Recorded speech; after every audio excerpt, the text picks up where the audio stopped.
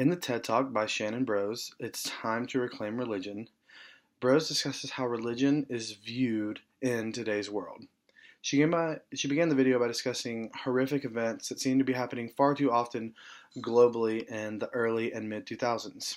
She believed that one reason this was happening was because people were using religion as a reason to perform these horrific deeds, and because of that, people were becoming reluctant to religion.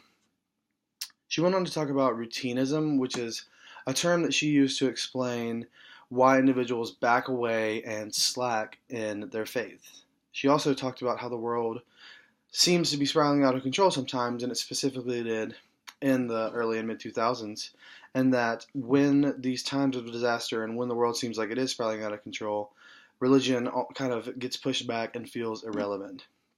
Because of her position as a rabbi, and because churches around the globe are struggling to keep members during these times, Brose aimed at gathering her community together in faith to kind of revamp everyone and revamp everyone's faith in her community. It was wildly successful, so she knew that that needed to kind of be the work that she focused on, and that's when she formed Ikar.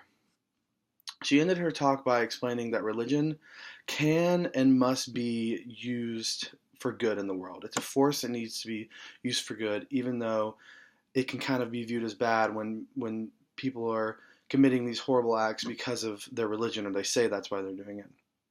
She believes that this religious extremism hurts faith, but because of that, it's time for religious leaders to step up in the world and take the lead and change our culture towards love, dignity, and equality. One aspect of the chapter that really stuck out to me falls on page 232, and that aspect is experience as evidence. The text explains that religious experiences of the individual, such as answered or unanswered prayer, or spiritual understanding in a congregation or community, or even secular knowledge, may become evidence in a religious argument.